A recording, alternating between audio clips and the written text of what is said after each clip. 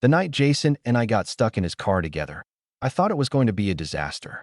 It was supposed to be a quick drive, 40 minutes, maybe an hour. Just enough time to clear our heads after one of those long, frustrating days where everything feels slightly off. Instead, we ended up spending the entire night parked on the side of a mountain road with a dead battery, no cell signal, and nowhere to go. And somewhere between the cold, the silence, and the way he kept looking at me when he thought I wasn't paying attention, everything between us changed. Jason and I had been best friends since freshman year of college. Same dorm floor, same late-night gaming sessions, same habit of ordering way too much takeout and pretending we'd eat the leftovers later. We never did. He was the kind of guy everyone liked without even trying. Tall, dark hair that always fell into his eyes, and this easy confidence that made people feel comfortable around him. Girls loved him. Guys wanted to be him. And me? I was just the guy who'd been there since the beginning. By the time we were 23, we'd gone through breakups, internships, job stress, and that weird post-college phase where you're technically an adult but still have no idea what you're doing. We talked about everything, except the one thing I never told him, that somewhere along the way, being around him stopped feeling normal. That when he leaned too close to show me something on his phone, I noticed the way his shoulder pressed into mine. That when he started dating someone, I'd feel this quiet, stupid disappointment I couldn't explain. I buried it. Because Jason was straight. Because he was my best friend. Because losing him wasn't an option. So when he texted me that night, "Drive? I need to get out of the apartment before I lose my mind." I didn't think twice.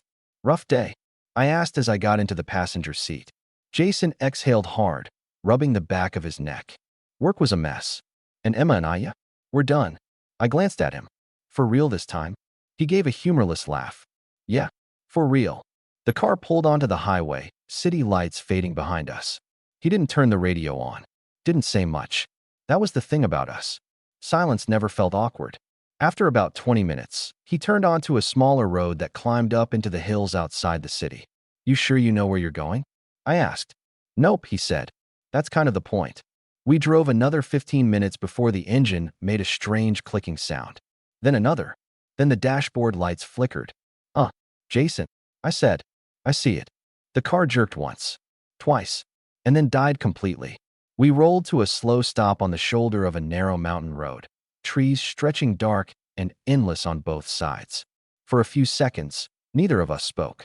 Jason tried the ignition. Click. Nothing. He tried again. Click. "Okay," he said slowly. "That's not great." I pulled out my phone. No signal. Jason checked his. Same. We looked at each other. "You've got to be kidding me," I said. He leaned back in the seat, staring up through the windshield at the dark sky. "Well," he said after a moment, "looks like we live here now." I laughed despite myself. But once the reality settled in, the situation stopped being funny. It was early spring, and the temperature dropped fast after sunset. The road was empty. No houses, no lights, no passing cars. We were stuck. For the night. At first, we tried to problem solve. Jason checked the battery, the cables, anything he could think of. Nothing worked. Eventually, he got back into the driver's seat and shut the door. "Okay," he said. "New plan." "What's the new plan?" "We wait until morning and hope someone drives by." I shifted in my seat. "This is how horror movies start." Jason smirked. "Relax. If anything attacks us, I'll sacrifice you first." Wow. Great friend. We both laughed. But as the sky got darker and the temperature dropped, the reality of the situation crept in. The car got colder. The silence got heavier. Jason turned to the back seat and grabbed a hoodie and a thin blanket he kept for road trips. He handed the hoodie to me. "You're always the one who forgets a jacket," he said. I pulled it on. It still smelled faintly like his laundry detergent. Warm. Familiar. "Thanks," I said quietly. He nodded, then hesitated. After a moment, he spread the blanket across the center console so it covered both of our laps. "Body heat," he said casually. "We'll freeze otherwise." Our knees touched under the blanket. Neither of us moved away. For a while, we just sat there, talking about random things. Work. Old college memories. Stupid stories we'd told 100 times before. But as the night got later, the conversation slowed. The car was dark except for the faint glow of the dashboard. Outside, the world was completely silent. At some point, Jason leaned his head back and closed his eyes. "You okay?" I asked. Yeah, he said softly. Just tired. A few minutes passed. Then I felt it. His shoulder shifted. And slowly, almost absent-mindedly, his head tilted sideways. Until it was resting against mine. My entire body went still. He didn't pull away. Didn't react. Just stayed there. His weight warm and solid against my temple. His breathing slow and steady. I told myself he was just tired. That it didn't mean anything. But he didn't move. And after a minute, I didn't move either. Because for the first time in years, being that close to him didn't feel like something I had to hide from. It just felt right. And then, quietly, almost like he was talking in his sleep, Jason murmured, "Hey, Ryan." Yeah. There was a pause. Then, still not opening his eyes, he said, "Can I ask you something kind of weird?" "Yeah," I answered, trying to keep my voice steady. Jason didn't lift his head from mine. If anything, he leaned a little more into me, like he was settling into the contact. "Have you ever," he started, then stopped. I felt him exhale slowly. "Have you ever wondered if you picked the wrong person?" I frowned slightly. "Like with Emma?" "Not just her." His voice was low, rough around the edges. "In general. Like, what if you've been looking in the wrong direction this whole time?" My heart started pounding so hard I was sure he could feel it through the side of my head. I swallowed. "That's kind of vague, man." He gave a quiet, almost embarrassed huff of a laugh. "Yeah, I know." For a moment, I thought he'd drop it, that he'd brush it off, and we'd go back to talking about safe things. Work, movies, anything but this. Instead, he shifted slightly, lifting his head just enough to look at me. Even in the dark, I could see his eyes searching my face. "Ryan," he said carefully, "have you ever looked at someone you weren't supposed to look at?" The air in the car felt too thin. I tried to joke. "You mean like your ex's Instagram after you swore you were done?" He didn't smile. "I'm serious." That's when I realized something. He wasn't just asking a hypothetical. He was asking me. I turned slightly in my seat, so I was facing him more fully under the blanket. Our knees were still pressed together. His thigh was warm against mine. "Why are you asking me this?" I said quietly. He hesitated. Then he ran a hand through his hair, a nervous habit I'd seen 100 times before exams or interviews. "I don't know what's wrong with me lately," he admitted. "I keep thinking about things that don't make sense." "Like what?" He looked at me for a long moment. Then his gaze dropped to my mouth. And that's when my stomach flipped. "Like, how you're always there," he said. "Every time something goes to shit in my life, you're there. No questions. No drama. Just you." I forced myself to breathe. "That's called being your best friend, Jason." "I know." He shook his head slightly, frustrated with himself. "But it's more than that lately." The silence that followed was heavy, charged. I didn't dare move. "I broke up with Emma tonight," he continued. "And the whole time she was yelling at me about being distant, about not being fully there. I kept thinking about you." My chest tightened painfully. "That doesn't mean—" "I know what it means," he cut in softly. "Or at least, I think I do." The way he said it, unsure, vulnerable, made something shift inside me. Jason wasn't confused in a careless way. He was scared. "I've never questioned it before," he admitted. "Not really. I've always known what I like. Who I like." His eyes flicked back to mine. "But lately, when I picture being with someone, it's not her. It's not any girl." My throat went dry. The only sound in the car was our breathing. "Jason," I said quietly, warningly. Not because I didn't want him to say it, but because if he did, there was no going back. He studied my face like he was trying to memorize it. "Tell me something," he said instead. "If I said something that made things weird, would you leave?" That question hurt more than anything else he'd said. "No," I answered immediately. "I'm not going anywhere." He searched my eyes, making sure I meant it. Then he did something small, almost invisible. He moved his hand under the blanket. At first, I thought he was just adjusting it. But then his fingers brushed against mine. Lightly. Testing. I froze. He didn't grab my hand. He just let his fingers rest against the side of mine, waiting, like he was giving me the choice. Every nerve in my body was screaming. This was it.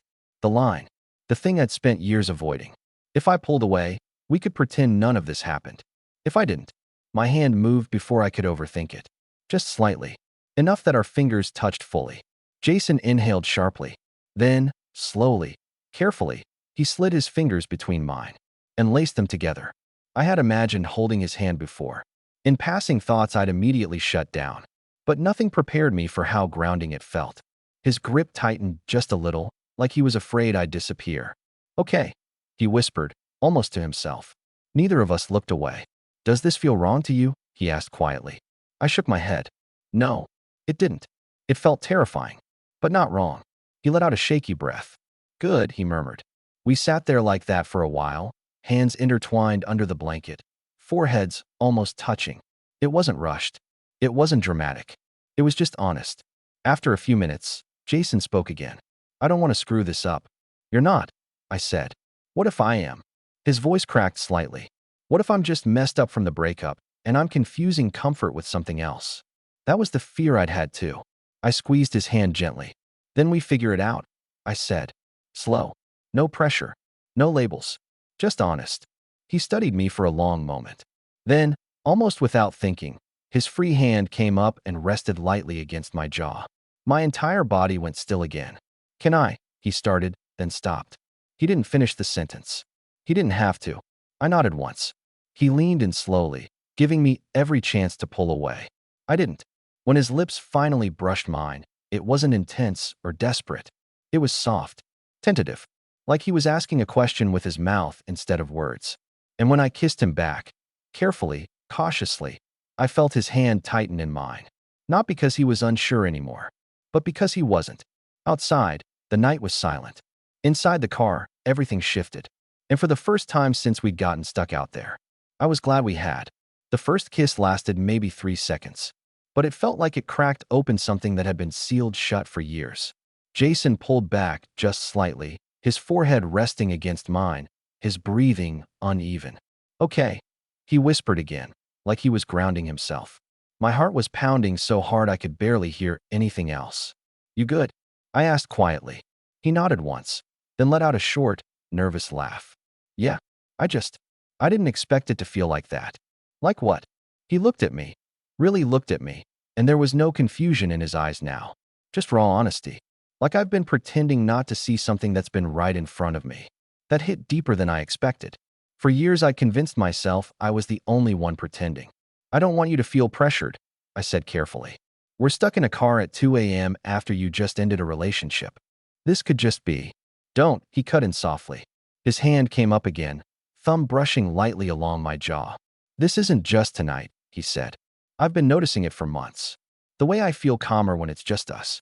The way I look for you in a room before anyone else. The way I get annoyed when you talk about going on dates. I blinked. You get annoyed? He gave me a sheepish half-smile. Yeah, which I told myself was just protective best friend energy. But I don't think that's what it was. My chest tightened. There was something surreal about hearing him say the exact things I tried so hard not to think about. Outside, the wind rustled through the trees. The car creaked softly as the temperature dropped. Jason shifted closer under the blanket. There wasn't much space to begin with, but now our thighs were fully pressed together. His hand was still intertwined with mine. It felt natural. Too natural.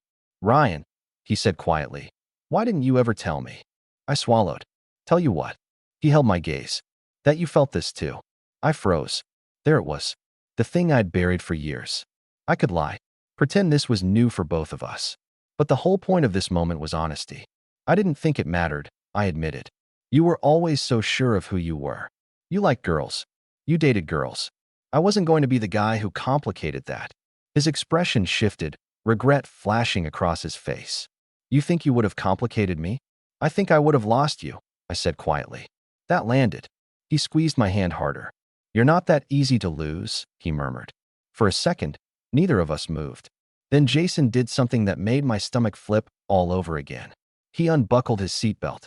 Slowly, carefully, he shifted sideways in his seat until he was facing me completely. In the cramped space of the car, it meant his knee slid between mine. His chest almost brushed against my shoulder. Is this okay? He asked softly. The fact that he was still asking permission, still giving me an out, made everything feel safer. Yeah, I breathed. He moved closer. This kiss wasn't hesitant. It wasn't rushed either. It was deeper, warmer. Like he wasn't asking a question anymore. He was answering one.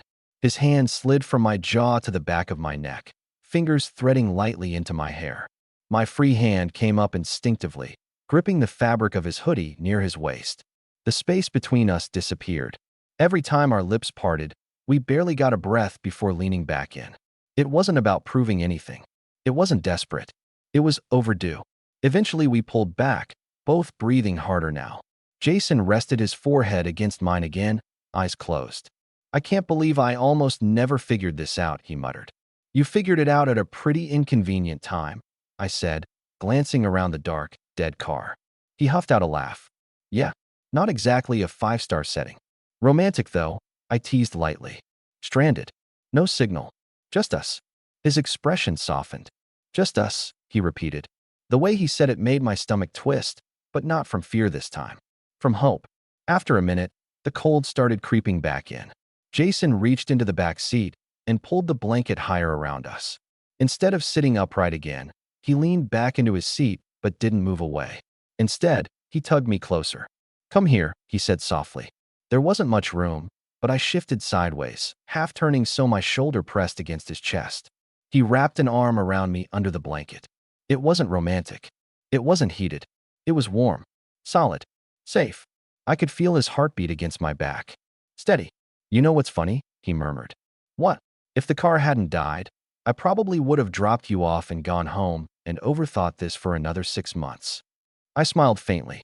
Guess the universe wanted to speed things up. He tightened his arm slightly around me. I don't want this to be a fluke, he said quietly. When we get out of here, I don't want to pretend this didn't happen. I turned my head slightly to look at him. I don't either.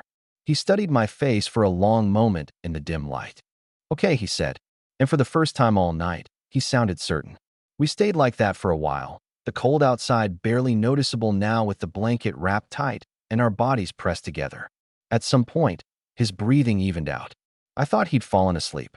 But then, just as my own eyes were getting heavy, he spoke again, softer this time. Ryan. Yeah. If I kiss you again in the morning, don't let me chicken out. My chest tightened. I won't. A small pause. Then he pressed one more slow, deliberate kiss to my lips. And this time, there was no hesitation at all. I woke up before the sun did. For a second, I didn't remember where I was. Then I felt it. Warmth. Wait. Jason's arm wrapped securely around me under the blanket. My cheek pressed against his chest, his chin resting lightly on the top of my head. And the car. The cold windows fogged slightly from our breathing. The dead silence of the mountain road. Right. We were still stuck. But somehow, that wasn't the first thing on my mind. Carefully, I shifted just enough to look up at him. He was already awake, watching me. There was no panic in his eyes. No regret. No confusion. Just something soft. Morning, he murmured.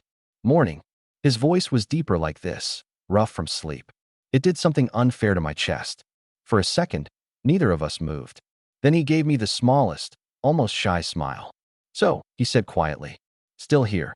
Still here, I confirmed. He studied my face like he was checking for any sign that I'd changed my mind overnight. I remember everything, he added. I'd hope so. He let out a quiet laugh, but his expression stayed serious. I meant it, he said. What I said last night. My stomach flipped. You're not backing out. I asked gently. His hand tightened slightly around my waist. No. There wasn't even hesitation in his tone this time. Just certainty. And then, like he promised, he leaned down and kissed me again. Morning light was just starting to bleed through the trees, soft and pale through the windshield. This kiss wasn't hesitant like the first. It wasn't urgent like the second. It was steady, intentional, like we both knew exactly what we were doing now. When he pulled back, his forehead rested against mine again. I don't feel confused, he admitted quietly. I thought I would, but I don't. How do you feel?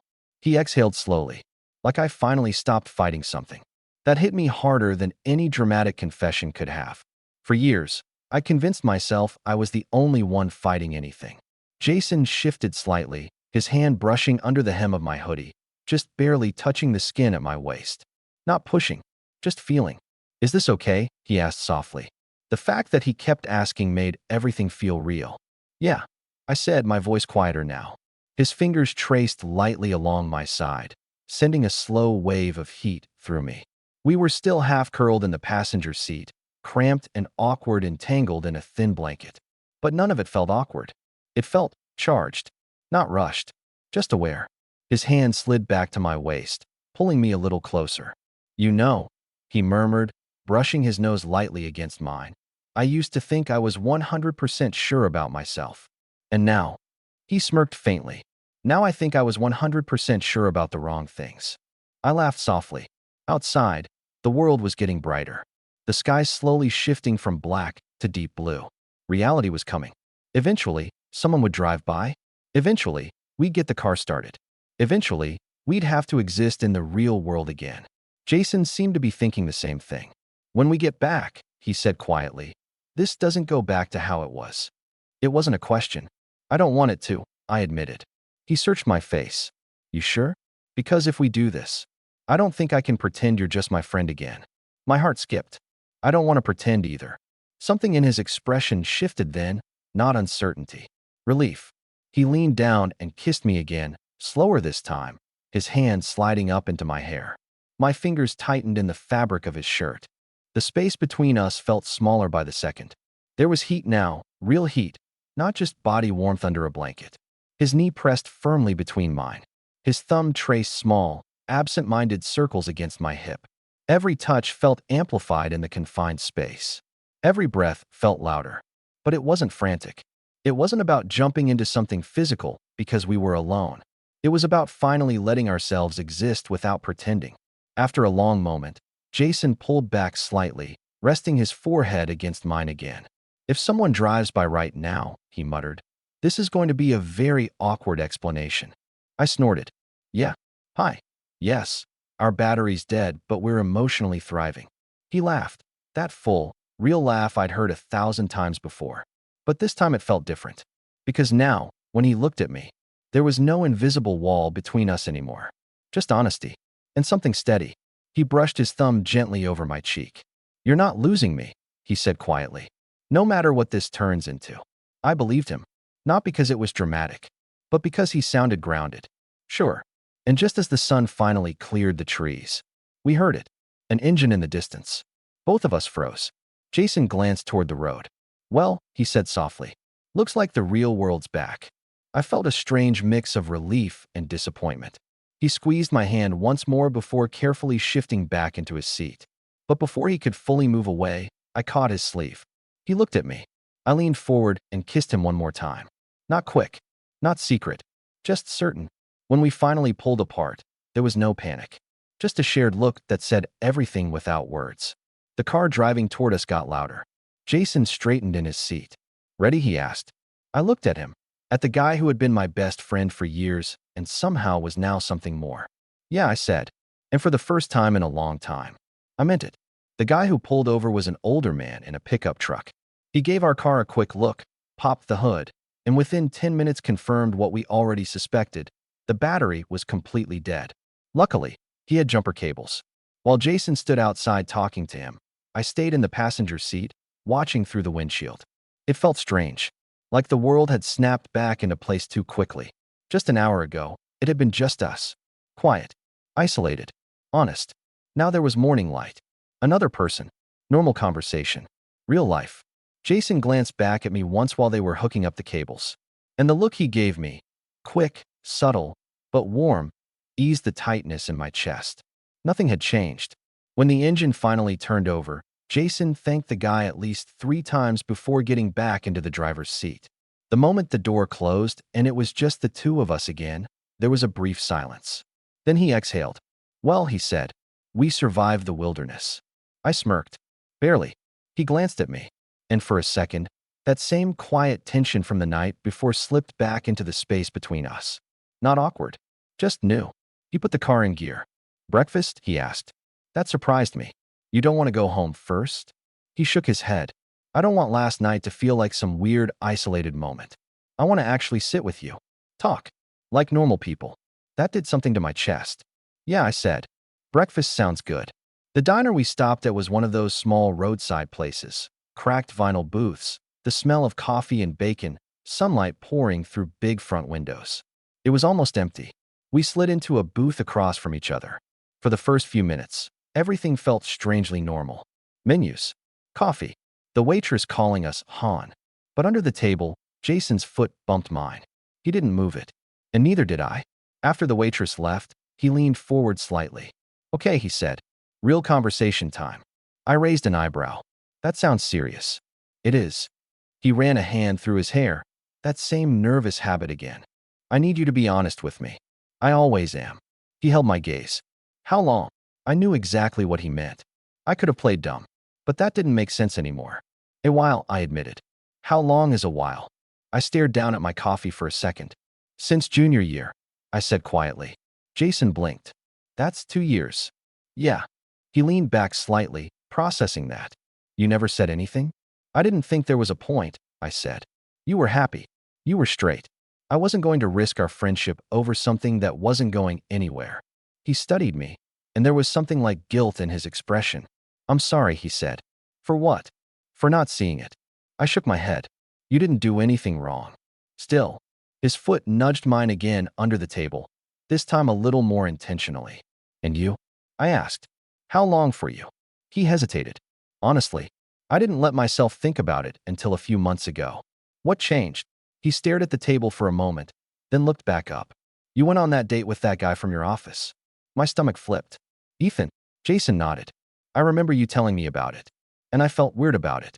Not protective, not curious, just irritated. I tried not to smile. That's when I started paying attention, he continued.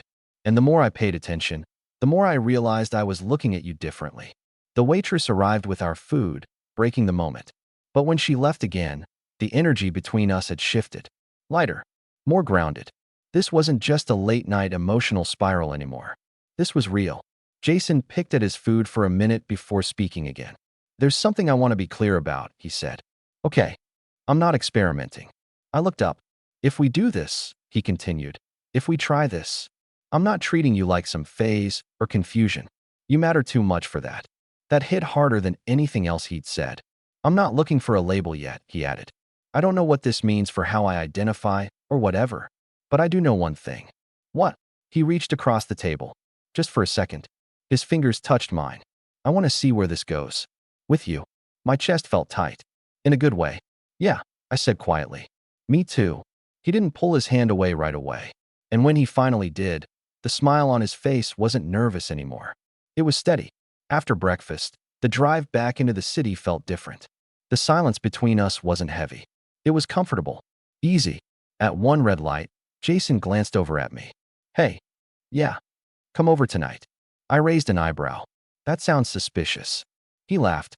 Not like that. I don't want to go back to being normal friends during the day and pretending nothing's happening. That's fair. He hesitated, then added. I want this to feel real. Not secret. That word stayed with me.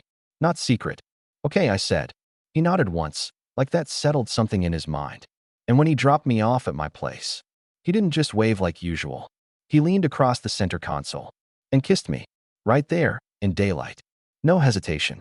No checking to see who was watching. When he pulled back, he smiled. See you tonight. And as I got out of the car, I realized something. The night we got stuck in that car wasn't the crazy part. The crazy part was that after years of almosts and what-ifs, we were finally moving forward. For real. I spent the entire afternoon pretending to work. I answered emails. I opened documents. I even joined a call. But none of it stuck. Every 5 minutes, my brain replayed the morning. The diner. His hand over mine. The way he'd said I'm not experimenting. And that kiss in the car. Daylight changed everything. It wasn't hidden. It wasn't impulsive. It was intentional. By the time evening rolled around, my stomach was a mess. Not from fear. From anticipation. Jason texted around 7. Doors open. No emojis. No jokes. Just simple. I stood outside his apartment door for a second longer than necessary before pushing it open. He was in the kitchen, leaning against the counter, wearing a plain gray t-shirt and black joggers. He looked up when I walked in and smiled. Not the casual grin he gave everyone else. A softer one.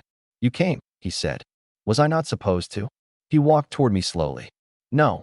I just wasn't sure if today would feel weird. Does it? He stopped about a foot away from me. Close enough that I could feel the warmth radiating off him. Not weird, he said quietly. Just different. There was no music playing. No TV on. No distractions. Just us. I dropped my bag near the couch. So what's the plan? I asked, trying to sound casual. He shrugged. I figured we'd just hang out. Like we always do. And see if it feels different. I raised an eyebrow. Well, he stepped closer. Now there was barely any space between us. It already does. My pulse kicked up. This wasn't the cramped, cold car anymore. This was his apartment. Familiar ground. Comfortable territory. And that somehow made it more real. He reached up and lightly brushed his fingers along my jaw. "Can I?" he asked. I nodded. He kissed me. Not rushed. Not careful. Just steady. His hands settled at my waist, pulling me closer until our bodies were flush. I felt the shift immediately. This wasn't just emotional anymore. It was physical too. Heat building slowly, deliberately. When he pulled back, his forehead rested against mine again, apparently a new habit. "Okay," he muttered. "What? You're still you." I laughed softly. "I'd hope so." "No, I mean, I was worried this would feel forced. But it doesn't. It just feels like us." That word again. Us. He guided me back toward the couch, sitting down and pulling me with him. We sat close, thighs pressed together, shoulders touching. Not because we had to, because we wanted to. He leaned back, studying me. "There's something I need to ask," he said. "Okay, if we take this slow, would that frustrate you?" I blinked. "Slow how?" He hesitated. "I don't want to rush into anything just because we finally crossed the line. I want to actually build this. Make sure it's solid." That surprised me. In a good way. "I'm not in a rush," I said honestly. He searched my face. "Really? Jason, I've waited 2 years without saying anything. I think I can handle going slow." That made him smile. "Fair point." He shifted slightly, one hand sliding down to rest over mine where it lay between us on the couch. "I just don't want this to burn out fast because we got caught up in the intensity of it." "You're thinking long term?" I teased lightly. His expression didn't change. "Yeah." That hit. Hard. Not playful. Not casual. Long term. He squeezed my hand gently. "I don't know what this means for me in terms of labels. I don't care right now. What I care about is that when I picture next month or next year, I don't picture you gone." My chest tightened. "Then don't let me be gone," I said quietly. He leaned in and kissed me again, slower this time. Intentional. Not driven by urgency. Driven by choice. His hand slid up into my hair. Mine rested against his chest, feeling the steady rhythm of his heartbeat. We stayed like that for a while. Kissing. Pausing. Smiling. Talking between touches. It wasn't explosive. It was steady. And somehow that felt bigger. At one point, he pulled back and just looked at me. "You know what the weirdest part is?" he asked. "What?" "I don't feel like I'm becoming someone different." I frowned slightly. "What do you mean?" I thought this would feel like I was crossing into some totally new identity. But it doesn't. I just feel like me. Just more honest. That made something in my chest unclench. "You don't have to become someone else," I said. "You just have to be real." He nodded slowly, then leaned in and kissed me again, softer this time. Less about proving anything. More about sealing something. Later that night, when I stood by the door to leave, he didn't hesitate. He pulled me back in by the front of my hoodie. "Stay," he said quietly. I raised an eyebrow. "Slow, remember?" He smirked. "I meant sleepover." "I'm not pushing." I studied him. There was no pressure in his eyes. Just warmth. "Okay," I said. And when we lay side by side in his bed that night, not rushing, not escalating, just close, it felt nothing like a mistake. His arm rested over my waist. My head against his shoulder. The same way it had in the car. Except this time, there was no dead battery. No stranded road. No isolation forcing honesty. Just choice. And when he pressed a quiet kiss to my temple before falling asleep, he whispered, "Glad we got stuck." And honestly, so was I. Waking up next to Jason felt normal. That was the part that surprised me the most. No awkward distance. No weird tension. No moment where we both suddenly remembered, "Oh right, everything changed." His arm was still around my waist. His face half buried in the pillow, hair a mess, breathing slow and steady. For years, I'd imagined what it might feel like to be this close to him. I'd always assumed it would feel intense, overwhelming, unreal. Instead, it felt calm, like something had clicked into place. After a minute, he shifted slightly behind me.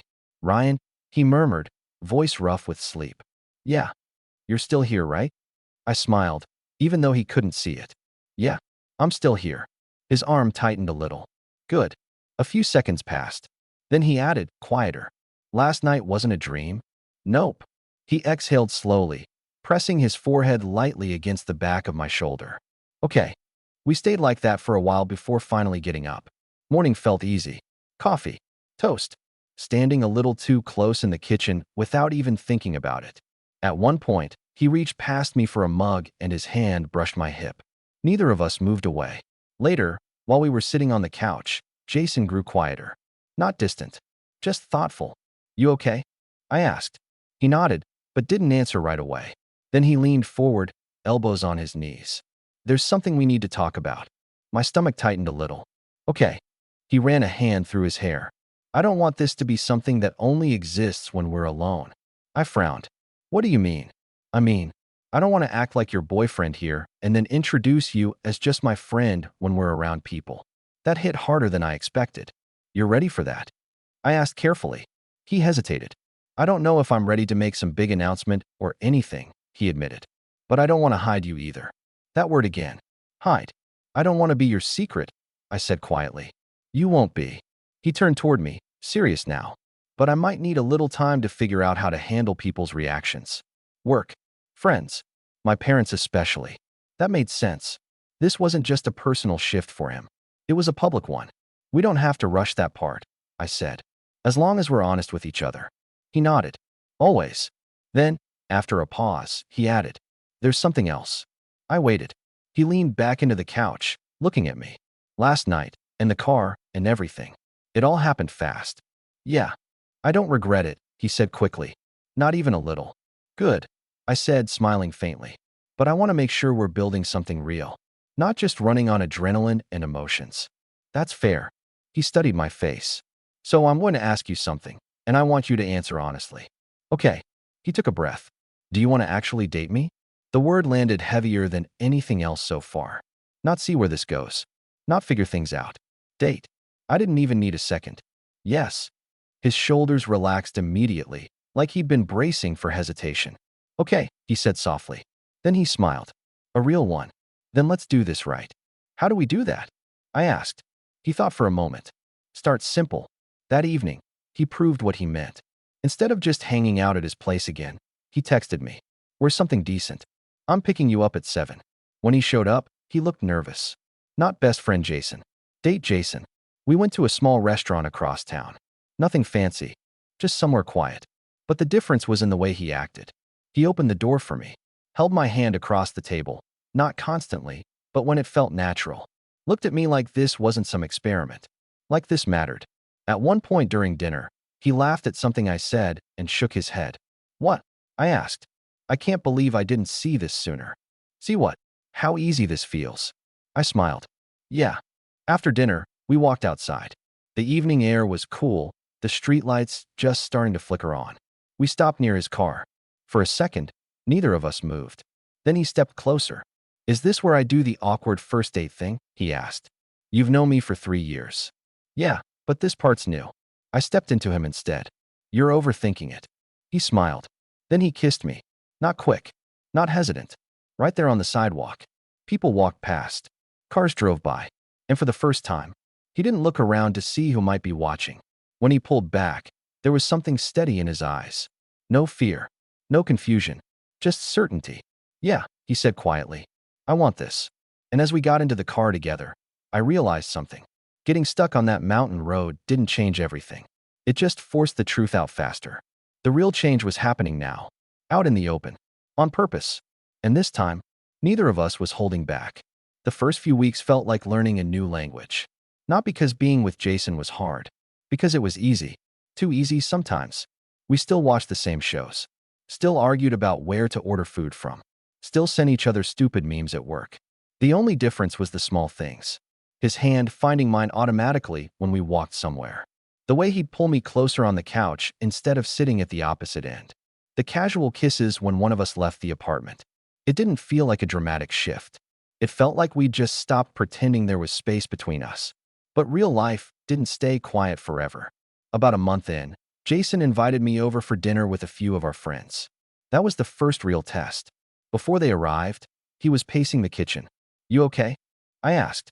Yeah, he said quickly. Then paused. No. I leaned against the counter. What's going on? He rubbed the back of his neck. I don't want to make this a big announcement. But I also don't want to act like nothing's changed. That's fair. He looked at me. I'm not introducing you as just my friend. My chest tightened a little. You don't have to do anything dramatic, I said. Just be normal. That's the thing, he said quietly. This is normal now. When our friends arrived, the energy felt the same as always at first. Jokes, drinks, music playing in the background. But at some point, we ended up sitting next to each other on the couch. Close, naturally close. His arm resting along the back behind me. Then, without making a big deal out of it, his hand settled on my shoulder. No one reacted immediately, but one of our friends, Mark, noticed. His eyes moved from Jason's hand to me and back again. There was a short pause in the conversation. Then Mark just said, "Took you too long enough." The whole room went quiet. Jason blinked. "What?" Mark laughed. "Dude, you've been acting like a married couple for years.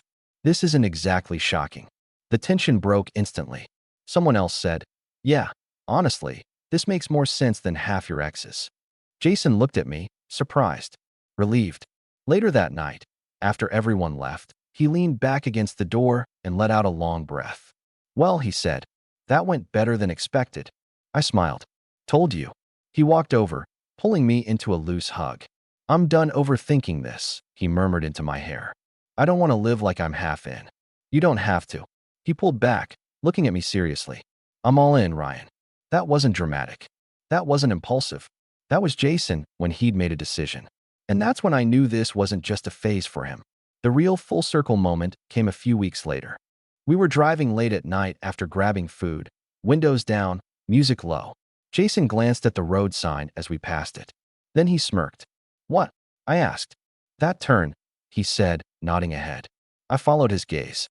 It was the road, the one that led up into the hills, the one where his car had died, the one where everything changed. Before I could say anything, he flipped on the signal.